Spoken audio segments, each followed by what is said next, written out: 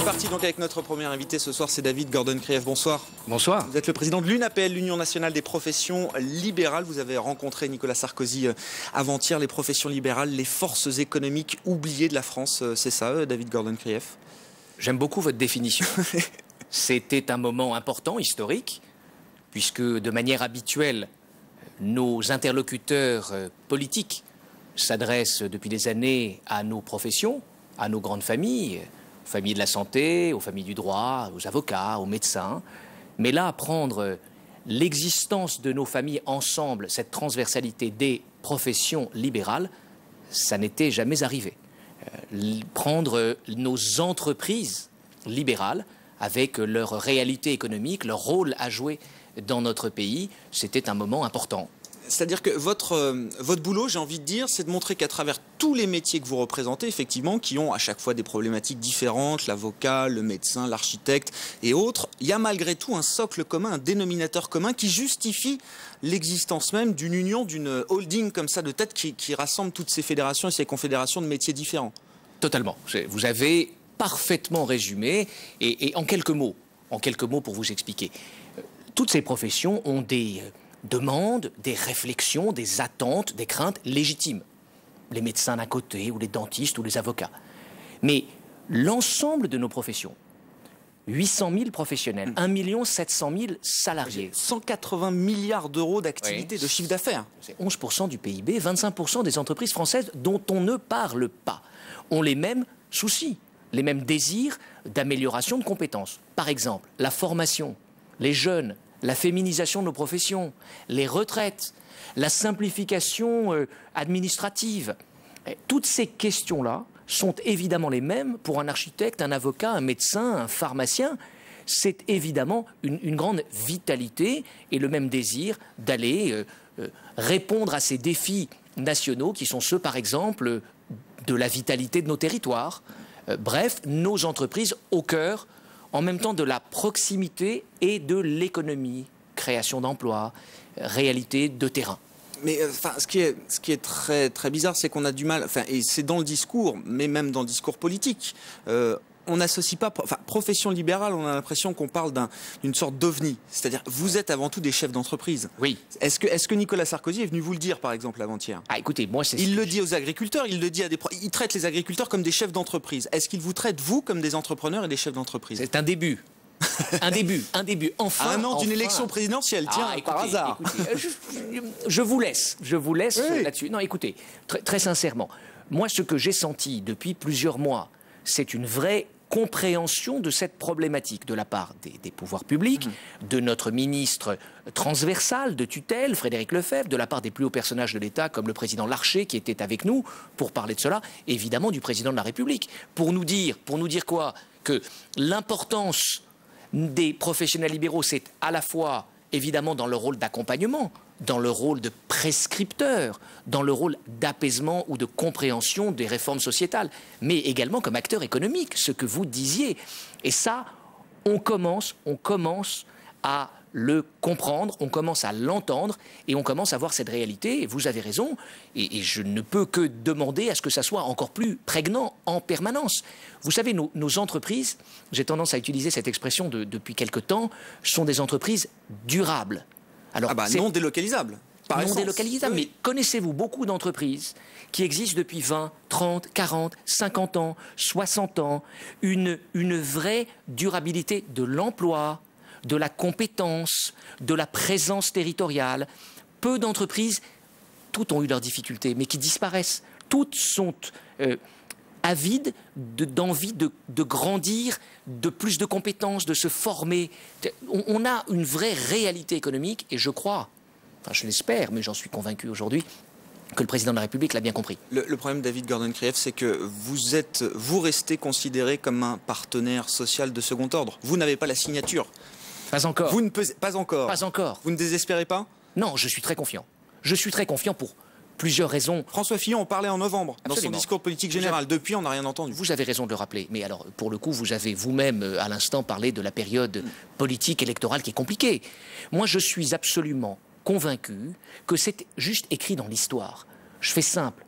Aujourd'hui, en France, il y a 3 grandes centrales syndicales patronales. l'UPA, le MEDEF, la CGPME.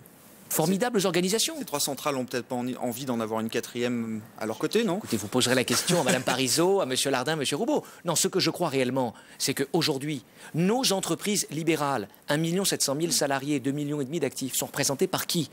Pas par l'UPA, pas par le MEDEF, pas par la CGPME. Donc il est juste normal que ces entreprises, ces salariés soient présents à la table nationale des négociations interprofessionnelles. Et cela arrivera.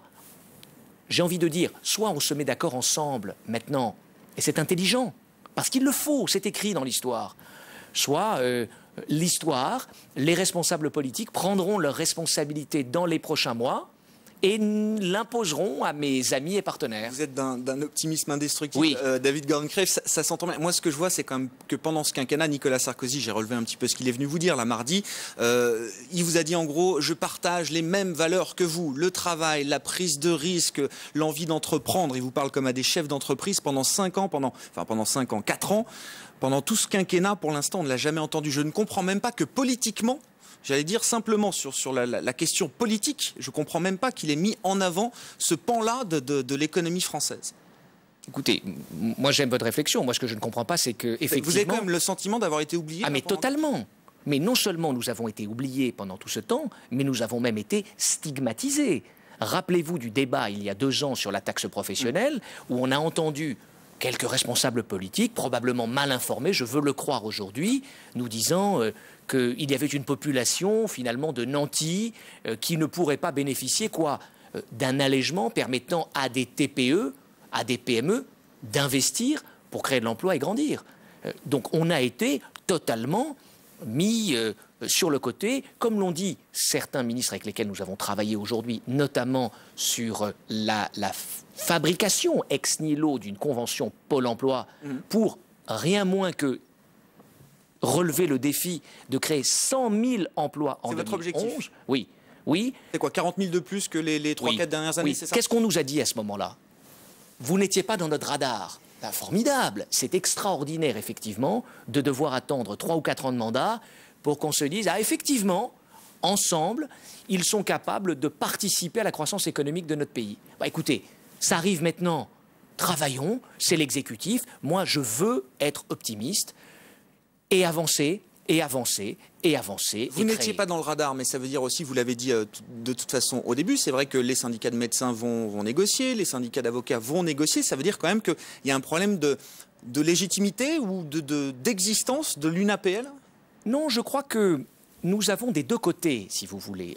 Nos syndicats, comme vous l'avez dit très justement, sont des syndicats importants, extraordinairement représentatifs et actifs sur les réalités de leur métier. Et il est normal, bon, légitime, utile que la CSMF discute avec les pouvoirs publics. Il est normal que des syndicats d'avocats comme la FNUJA... À partir du moment où ces syndicats ont la capacité à régler eux-mêmes leurs problèmes dans le dialogue et dans le débat public, pas transversaux. Pourquoi est-ce qu'ils auraient besoin de vous? Pas transversaux, bien sûr. Quel sens cela aurait-il qu'un syndicat d'avocats ou d'agents d'assurance ou d'experts comptables seuls aille aller expliquer au ministère, au gouvernement, aux députés, aux sénateurs qu'il y a un problème pour les femmes professionnelles libérales qui ont élevé 3 enfants et qui n'ont pas les mêmes droits que les salariés du privé? Quel sens cela a-t-il?